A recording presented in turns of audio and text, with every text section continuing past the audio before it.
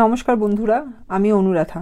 মনের মধ্যে বাংলার একটি ভিডিও নিয়ে বহুদিন পরে আমি তোমাদের কাছে ফিরে এসেছি।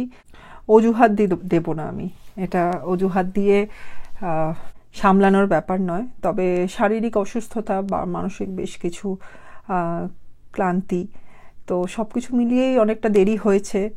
এর আগের বার বলেছিলাম যে আমি খুব তাড়াতাড়ি বা প্রতি সপ্তাহে ফেরত আসবো, কিন্তু বেশ কিছু শারীরিক অসুস্থতা হচ্ছে, তাই এইবার আমি সত্যি কথা বলছি, কোনো প্রতিশ্রুতি এইবার আমি দেব না। আমি চেষ্টা করব আবার আগের ছন্দে ফেরত আসতে, প্রতি সপ্তাহে তোমাদের সঙ্গে দেখা করতে।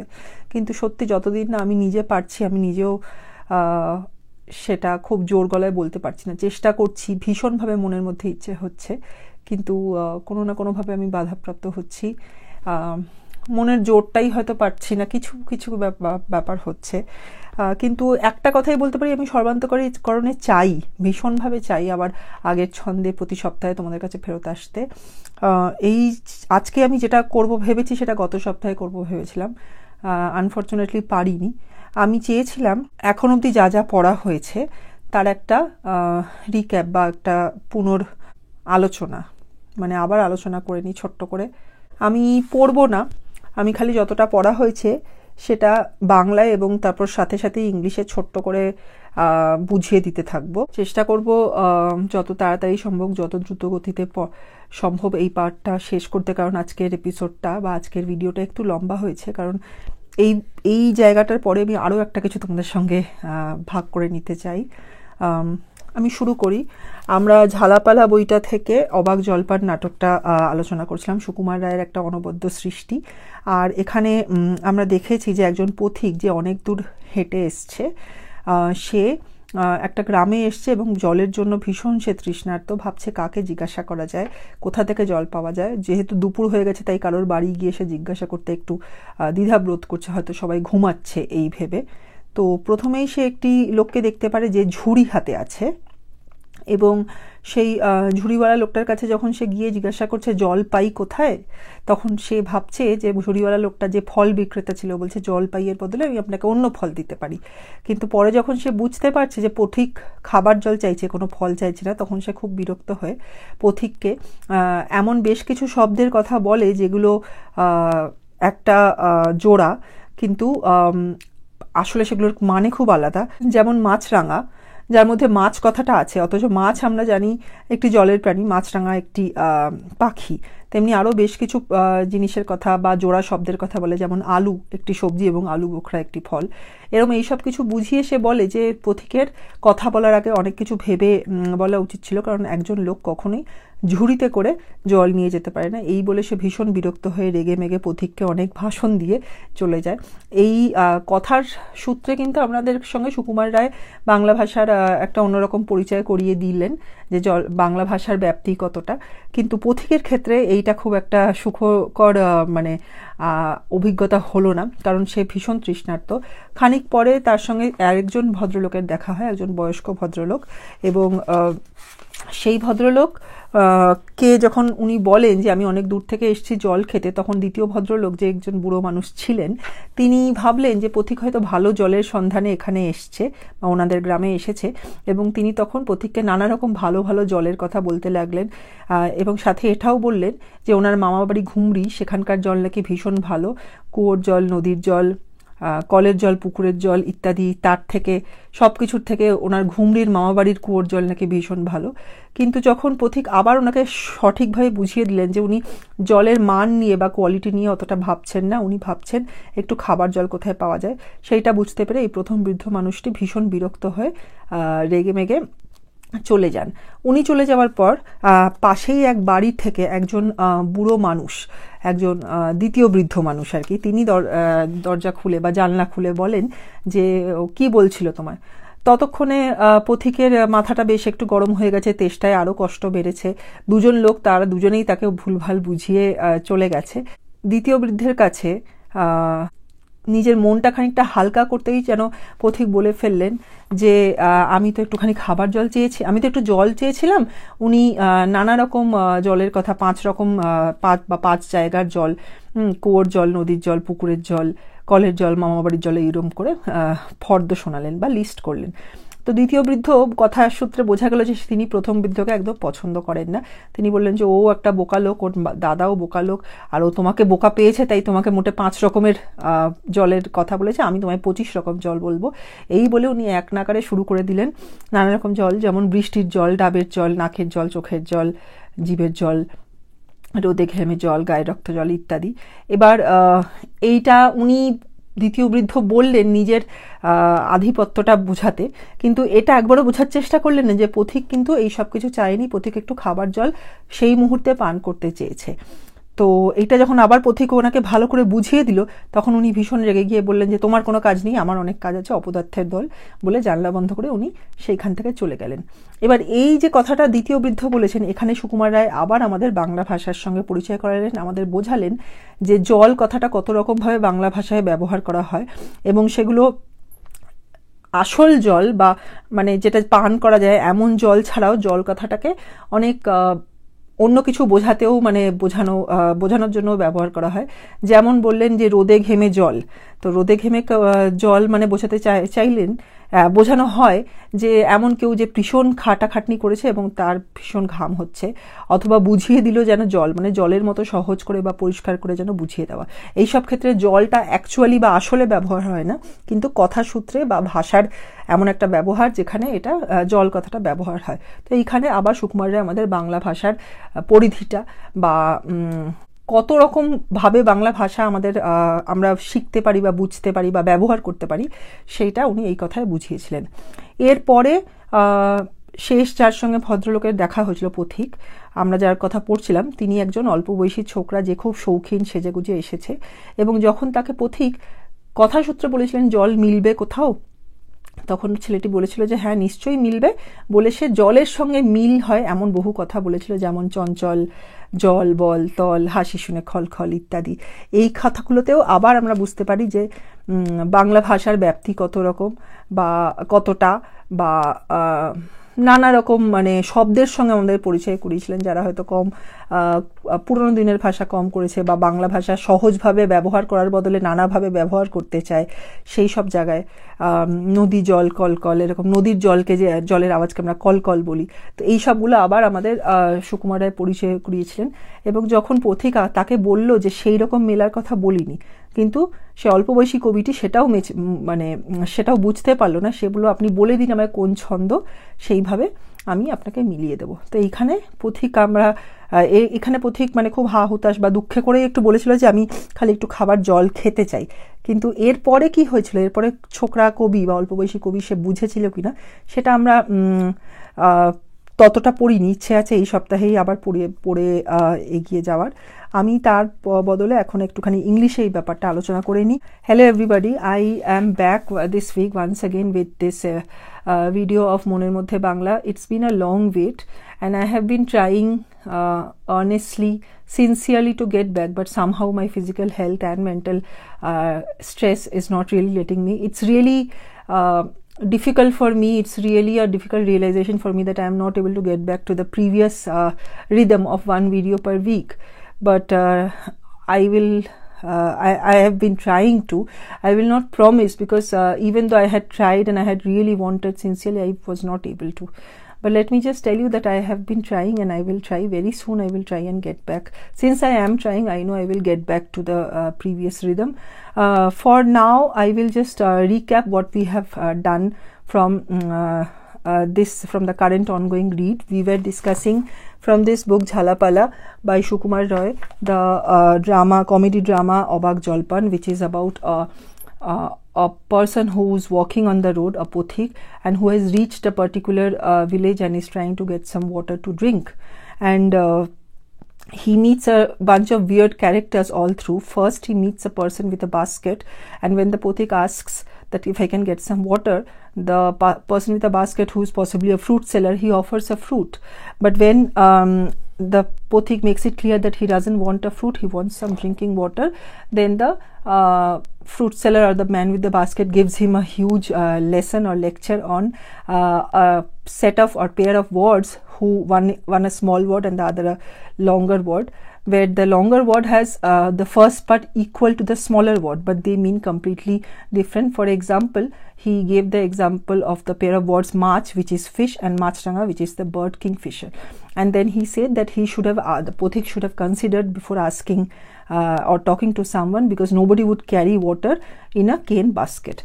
So the first weird person then leaves the scene, and then an old man enters, and this person, when he gets to know that the Pothik has been traveling for long, he assumes wrongly that the Pothik has traveled this long just to get quality water.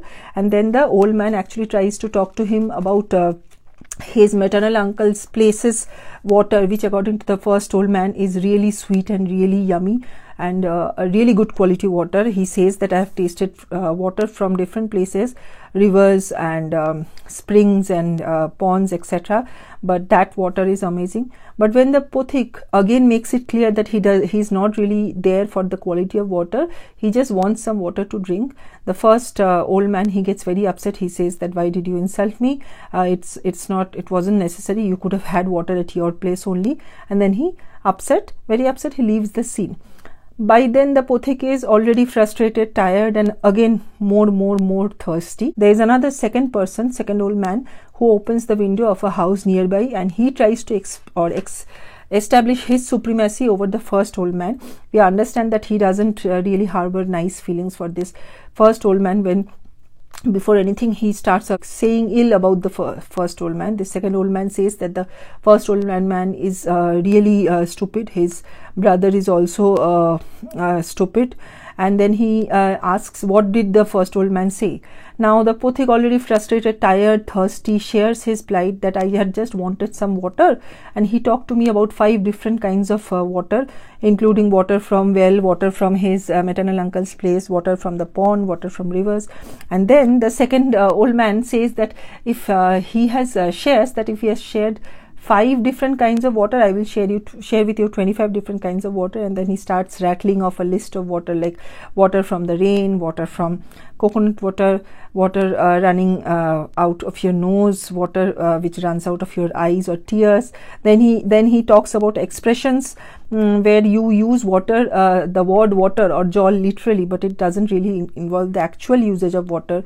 For example, বুঝিয়ে দিল যেন জল, which means very clear, explaining something as clearly as is water. So like the clarity of water, the explanation is that clear. So these are through the speech of the man with the basket, as well as the speech of this second old man, Sukumar Rai explores Bengali language with us further, and the different ways in the word jol can be used, and the different explanations and usages of the word in Bengali language, basically the expanse of the Bengali language. But when here, after rattling of the list, when the Pothik says that he is not interested in this counting the list, instead he is just interested in some water, he has other work. And then the second old man gets very upset, and he says that even he has other work, and the Pothik has wasted his time. He then slams the window on his face. The Pothik already has met 3 weird people. He thinks that he'll probably now try to search for some pond and get some water himself, when a very young man with very stylish attire enters the scene, and he asks this young man if I can get some water. Now we understand later that this young man is a poet, and when he says that if I can get some water, the usage or the word which the Pothik uses is meal. কোথায় একটু জল মিলবে means where can I get some water, but the poet understands is that the Pothik is asking what will match or rhyme with jol, and then he rattles off a list of words, many words which are rhyming with jol. Here also again the Pothik gets to hear, and we at the same time get to hear the expression or the different expanses or the wide usage of the Bengali language through the words of this poet. He says jol, tol, ball, all these have different meanings. I have explained them in the previous videos. But again, we understand that how eager the poet is to say, give a proper rhythmic ending to the word Jol. But then the Pothik expresses his plight that I did not want all this, I just want some water to drink. This is where we had ended last time, and we will end here. We will not repeat or go to any recap in the next video when we do the last part of this conversation with the Pothik. তাহলে আমি আজকে এখানে শেষ করছি। আমরা পথিকের সঙ্গে এখন অবধি যাদের যাদের মিল কথা হয়েছে, দেখা হয়েছে, সেই আলোচনাগুলো পরের ভিডিওতে করব না, যাতে একটু তাড়াতাড়ি হয়, আর এই রিক্যাপটা যাতে তোমাদের একটু সুবিধা হয় পরের বার ভিডিওটা ধরতে। আপাতত আমি এইটা বন্ধ করছি, আর আমি একটা ছোট্ট জিনিস তোমাদের পড়ে শোনাচ্ছি, যেটা আমি মোবাইলে পেয়েছি গতকাল, মানে 26শে ফেব্রুয়ারি। লীলা মজুমদারের জন্মদিন ছিল। লীলা মজুমদারের জন্মদিন উপলক্ষে গত বছর আমি ওনার বই পাকদণ্ডী থেকে একটা খুব সুন্দর জায়গা পড়েছিলাম। আমার ভীষণ প্রিয় বই, এবং সেখান থেকেও পড়ে আমার ভীষণ আনন্দ হয়েছিল। এইবার সেরকমভাবে আমি ভাবিনি, আমি নিজেও খুব একটা তৈরি ছিলাম না, কিন্তু এই ফরওয়ার্ডটা পেয়ে, হোয়াটসঅ্যাপ ফরওয়ার্ডটা পেয়ে আমার মনে হলো এটা তোমাদের কাছে নিশ্চয়ই শেয়ার করা যায়। আমি প্যারাগ্রাফ করে করে পড়বো, ওনাকে নিয়ে একটা ছোট্ট লেখা, ওনার জীবন ইত্যাদি নিয়ে আমি সেটা পড়বো, এবং ইংলিশেও তারপর পরে এক একটা প্যারাগ্রাফ পড়ে ইংলিশে আলোচনা করে দেবো। So after going through the recap of Jhalapala of what we had done, Obaak Jolpan as yet, what I want to share with you is something very close to my heart, a very dear author of mine, Leela Majumdar. I haven't read much, but whatever I have read, though, that realization has been supreme. So last year I shared a part from her book Pakdondi. This year I wasn't really prepared. As I said that I'm not able to keep up with the rhythm of this video. It's really very, very tough for me to not be able to get back to the regular rhythm, but I'm trying. But that is why I was not prepared with something about to read from Leela Majumdar this year. But I got a WhatsApp forward yesterday and that is what I thought I'll share with you. So what I'll do is I'll just read one paragraph in Bengali and then explain it in English and Bengali simultaneously.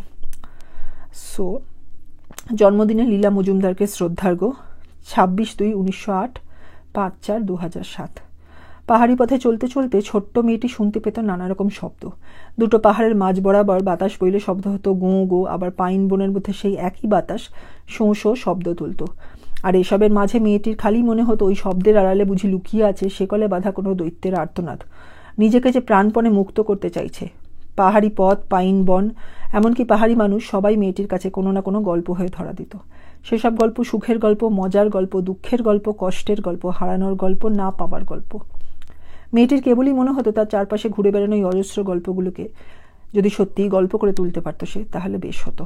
So this is a recap and in to respect Leela Majumdar on her birthday. She was born on 26th February 1908 and passed away on 5th of April 2007. So the first paragraph says that a young girl, while walking on the roads of the rounding roads of the hills, could hear different noises. The noise of the wind when blowing through two hills, as well as that blowing through the pine forest, they were all different. And she would imagine that between those voices or the sounds, there was a monster who was shouting, who wanted to free himself. The hilly roads, the pine forests, and the hilly peoples, all of them, they appear to the young girl as unspoken stories about happiness, stories about fun, sadness, stories about losing, stories about not getting something. And the girl always would think that if she could actually think of these stories and actually present them as stories, that would have been good. That's what she would always keep on thinking. অবশেষে সুযোগ এলো ইচ্ছে পূরণের। স্কুলের প্রসূন পত্রিকায় প্রথম হাত পাকানো। এভাবেই শিলং পাহাড় তার অজান্তেই বাঙালির ছোটবেলার সঙ্গে অব্যর্থভাবে জুড়ে দিয়েছিল একটি নাম। সকলের ছোটবেলা জড়িয়ে থাকার সে নাম লীলা মজুমদার। তবে নেহাতি কাঁচা বয়সের অধ্যক্ষণ নয়, বুড়ো বয়সের পাকা মনেও আমাদের যে ছোটবেলা জমা থাকে, সেই সরল মনের চিরকালের দোসর এই মানুষটি।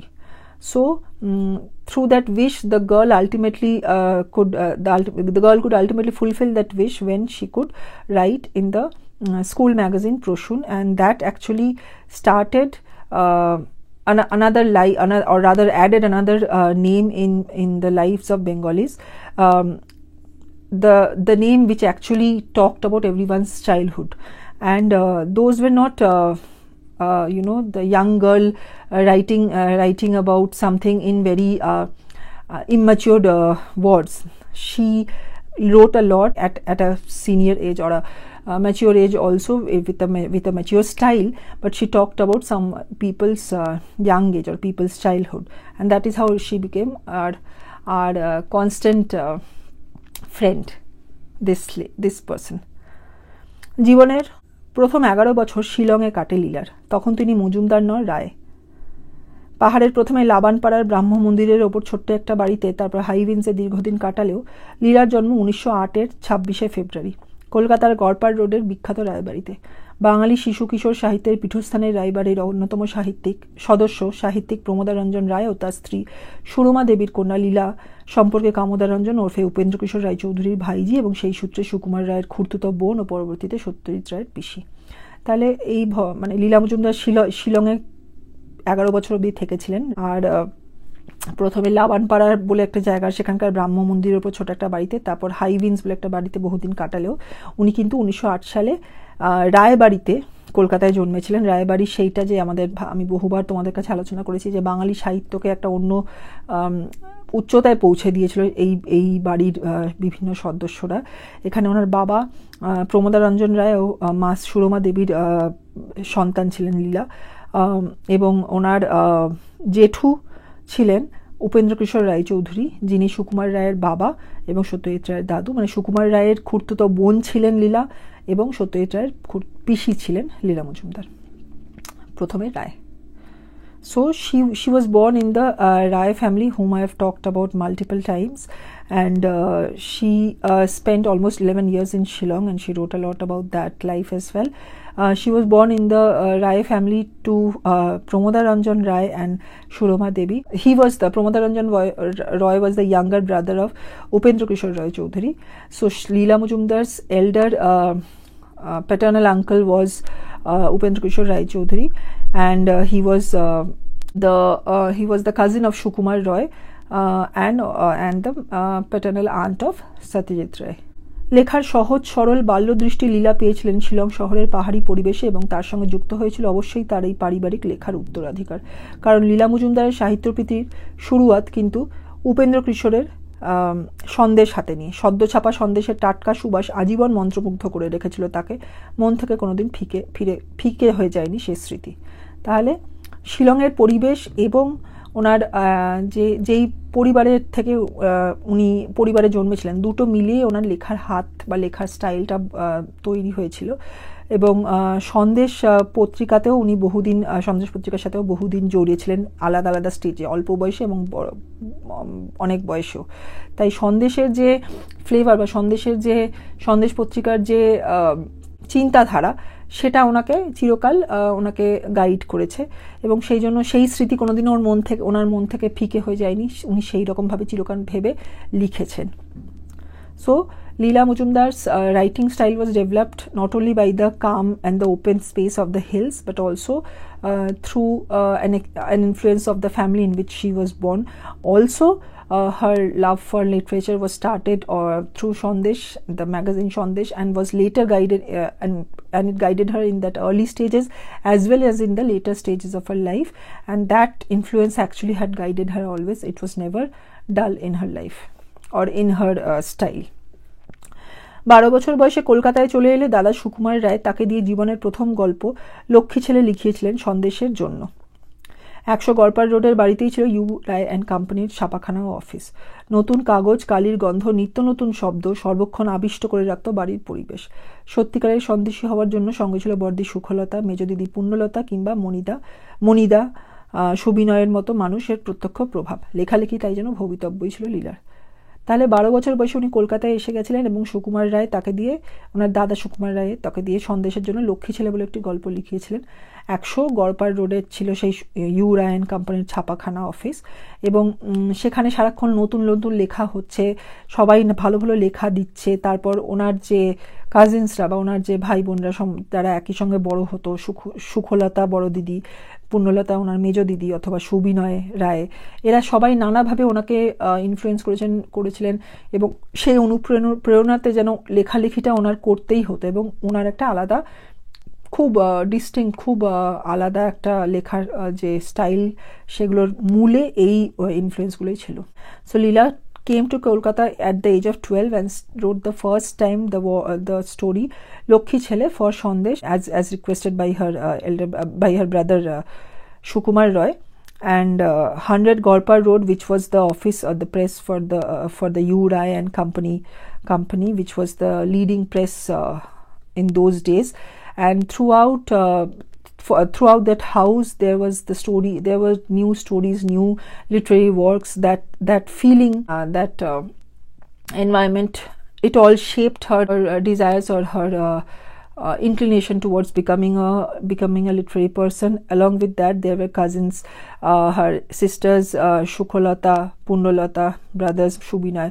All of these together shaped her towards becoming an amazing author that she turned out to be later. দার্জিলিংয়ের মহারানী গার্লস স্কুলে পড়ানোর মধ্যে দিয়ে কর্মজীবন শুরু হয় তার। এরপর রবীন্দ্রনাথের ডাকে শান্তিনিকেতনে পড়াতে আসেন এবং 9 মাস পড়ানোর পর আবার ফিরে যান কলকাতায়। আশুতোষ কলেজের মহিলা বিভাগে শুরু করেন অধ্যাপনা। এরই মাঝে নরম সরম এই মেয়েটি এক দৃঢ় সিদ্ধান্ত নিয়ে বসলেন। তার গোড়া ব্রাহ্মপিতা প্রমোদারঞ্জনের অমতে বিয়ে করলেন হার্ভার্ড ফেরত দন্ত চিকিৎসক Sudhir Kumar মজুমদারকে।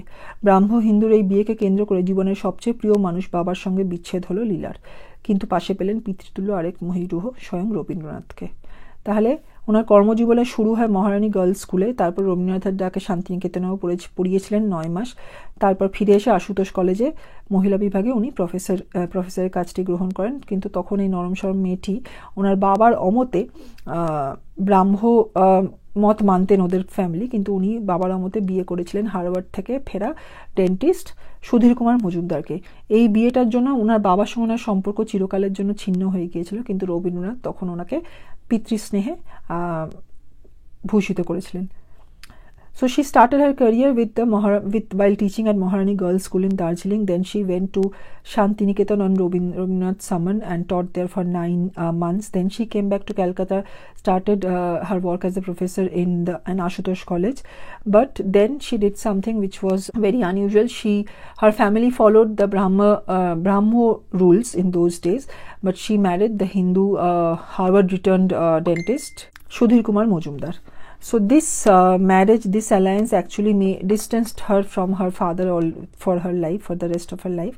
But Rabindranath Tagore actually came and supported her as a father, or like a fatherly figure in that time.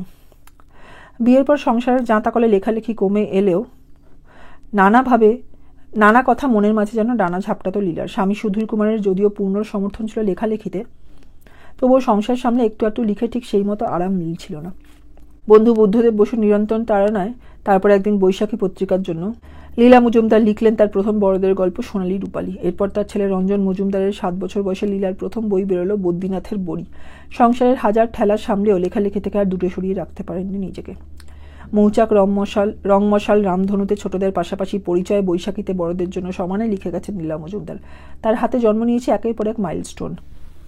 Tongling, সব ভুতুরে, প্রদীপিসের বর্মী বাক্স, হলদে পাখির পালক, হট্টমেলার দেশে, বালি সুগ্রু কথনের লীলা মজুমদার ছোটবেলা বড়বেলা নিয়ে উন্মোচিত হয়েছেন আর কোনোখানে, কিংবা জীবনের গল্প পাকদণ্ডিতে। তাহলে বিয়ের পরে উনি অনেক লেখালেখির চেষ্টা করেছিলেন, কিন্তু খুব মন খুলে লিখতে পারতেন না। স্বামী সমর্থন করতেন, কিন্তু তবুও উনি পুরোপুরি পারতেন না। বন্ধু ছিলেন আরেক বিখ্যাত অথর বা লেখক বুদ্ধদেব বসু, ওনার তাড়নায় বৈশাখী পত্রিকার জন্য লীলা মজুমদার লিখলেন বড়দের গল্প সোনালী রূপালী। তারপর তার ছেলে যখন 7 বছর বয়স হলো, তখন তিনি তার প্রথম বই বদ্রীনাথের বড়ি বার করলেন। এই যে লেখাটা শুরু করলেন, এরপরে আর উনি লেখা থামালেন না। আমাদের এই সৌভাগ্য সেটা। হাজার সংসারের কাজকর্ম সামলেও উনি লেখালেখি করতেন। মৌচাক, রংমশাল, রামধনু এইগুলো বোধহয় ছোটদের পত্রিকা সেখানে লিখতেন, সাথে সাথে বড়দের পত্রিকা পরিচয় বৈশাখী এখানেও লিখতেন।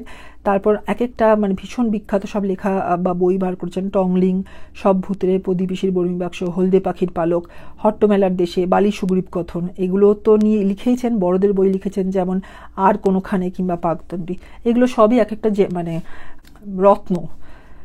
So her family life did stop her from writing a lot initially. She tried, her husband supported, but she really could not manage. But her friend and another famous author, Buddhadev Bosu, pushed her. So ultimately she wrote something for adults, story called Shonali Rupali for the magazine Boishakhi. Then when her son turned, Ranjan Majumdar, he turned 7, Leela's first story book came out, Bodhinathar Bori, and thereafter started her continuous ventures as an author. She wrote after handling everything in her family also, but continued writing. She wrote in the children's magazines Mouchak, Rangmoshal, Ramdhanu. She wrote for adults magazines Boishakhi, Porichoy, etc. Then she wrote amazing stories which were like gems in themselves, Tongling, Shob Bhuture, Podipishir Bormi Baksho, Holde Pakhir Palok, Hottomelar Deshe, Bali Sugrib Kothon, etc. Books for slightly elders like Pak Dondi and Ar Konokhane. So all of them are like gems and amazing masterpieces in their own right. যে পত্রিকার গন্ধে গল্পের ভূত মাথায় চেপেছিল, প্রায় 7-8 দশকের সাহিত্যিক জীবনের মাঝে দীর্ঘ 30 বছরেরও বেশি সেই সন্দেশের যৌথ সম্পাদকের গুরুদায়িত্ব সামলেছিলেন তিনি। ছোটদের মনে খারাপ প্রভাব ফেলতে পারে এমন কোনো লেখা কম্পোজ করা হয়ে গেলেও ছাপতে দিতেন না লীলা, বলতেন এ লেখা চলবে না। তাহলে সন্দেশ দিয়ে একসময় লেখা শুরু করেছিলেন, সন্দেশের যৌথ সম্পাদক বা জয়েন্ট এডিটর ছিলেন প্রায় 30 বছরেরও বেশি, অনেক বয়স মানে জীবনের শেষ সময়টা অবধিও উনি এটা করে গিয়েছেন, এবং কখনোই এমন কোনো লেখা ছাপতেন না যেটা ছোটদের জন্য ওনার মনে হতো যে উচিত হবে না বা ভালো প্রভাব ছোটদের মনে সেটা ফেলবে না। So she started her literary journey on the influence of Sandesh, and for a very long period, all over 30 years, she was the joint editor of this magazine. She never allowed any story which she felt would have a negative impact on children's minds. লীলা আকাশবাণীতে চাকরি করেছেন বেশ কিছু বছর। মহিলা মহল অনুষ্ঠানে তার ঠাকুমার চিঠি ইষ্টি কুটুমের গল্প খুবই জনপ্রিয় ছিলেন। তাহলে উনি রেডিওতেও চাকরি করেছিলেন। মহিলা মহল একটি বিখ্যাত অনুষ্ঠান ছিল, আমি পড়েছি, সেখানে ওনার কিছু পার্ট ছিল, যেমন ঠাকুমার চিঠি, ইষ্টি কুটুম, এইসব গল্পগুলো ভীষণ জনপ্রিয় হয়েছে। So she worked in the All India Radio also, and a very popular program in those days was Mohila Mahol, something which was aimed for women, and there she had her parts Thakumar Chithi and Ishti Kutum. Those stories had also become very, very popular. শতায়ু এই মানুষটির লেখার সঠিক হদিশ আজও পাওয়া যায়নি। তবে লীলার জীবনীকার তার ভাইপো প্রসাদ রঞ্জনের হিসেব মতো লীলা মজুমদারের মোট 289টি বইয়ের উল্লেখ সম্ভবপর হয়েছে। সংখ্যার হিসেবে অজস্র গুরুত্বপূর্ণ পুরস্কার প্রাপ্তি আর এই বিপুল লেখার সমুদ্র লীলা মজুমদারের সাহিত্য চর্চাকে বোঝার জন্য নিঃসন্দেহে একটা জরুরি পরিসংখ্যান। কিন্তু সে সমুদ্র ছাপিয়ে বড় সত্যি হয়ে ধরা দেয় জীবনের প্রতি লীলার অটুট শ্রদ্ধার কথা, ভালোবাসার কথা। তাহলে প্রায় 100 বছর বেঁচে ছিলেন, কিন্তু তার কত লেখা ছিল তার পুরোপুরি হিসাব আমরা এখনো জানি না, যদিও তার ভাইপো প্রসাদ রঞ্জন তাকে নিয়ে লিখেছিলেন, তার জীবনীকার ছিলেন, সেখানে 279টি বইয়ের কথা লিখেছেন। এছাড়া বহু পুরস্কার পেয়েছেন। সেগুলো আমরা বুঝতে পারি যে লীলা মজুমদার সাহিত্যিক হিসেবে কত মহান, কত বিশাল ছিলেন। কিন্তু এইগুলোর থেকেও বেশি যখন আমরা তার লেখা পড়ি আমরা বুঝতে পারি যে ওনার যে জীবনের প্রতি ভালোবাসা, সারল্যের প্রতি ভালোবাসা, সহজ জীবনের প্রতি ভালোবাসা, সেই শ্রদ্ধা সেগুলো অন্যরকম, সেগুলো এই পুরস্কারের মানে মাপকাঠিতে মাপা যায় না। So Leela Majumdar was almost 100, but we still don't have a proper count of her entire literary work. Her nephew Prasad Ranjan was her biographer, and he has mentioned about 289 books, and we also get to know about the multitude of literary awards which she has won, and that give us an idea that how great an author or a greater literary person she was. But it still does not capture her love or her respect towards life, the simplicity of life, the simple joys of life. That can only come when we read her books and when he realize the real flavor of it. গল্প শুনতে শুনতে আমরা আজও যারা ঘুমাতে চাই তাদের মাথার পাশে বসে কোমল স্পর্শে আজও গল্প বলেন লীলা মজুমদার। বর্ণময় বিচিত্র অভিজ্ঞতার যে নুড়ি পাথরের জীবন, আমাদের সে জীবনের গল্প মৃত্যুর পরে আজও যেন লেখেন তিনি।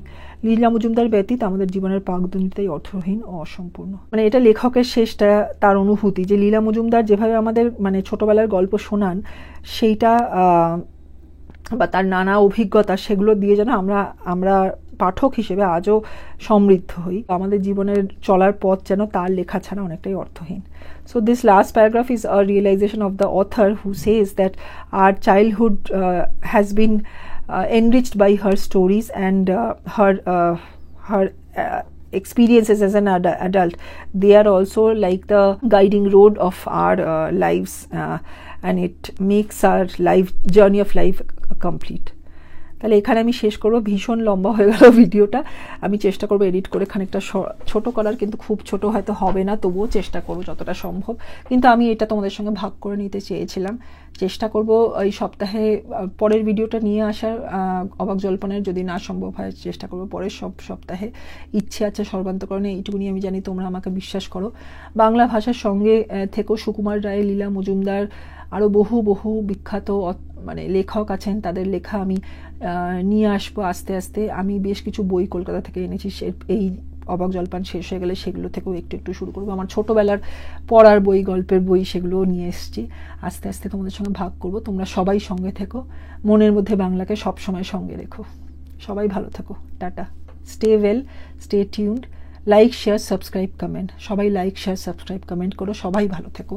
স্টে ওয়েল, স্টে উইথ মনের মধ্যে Bangla. Keep Bangla in your hearts always. See you soon.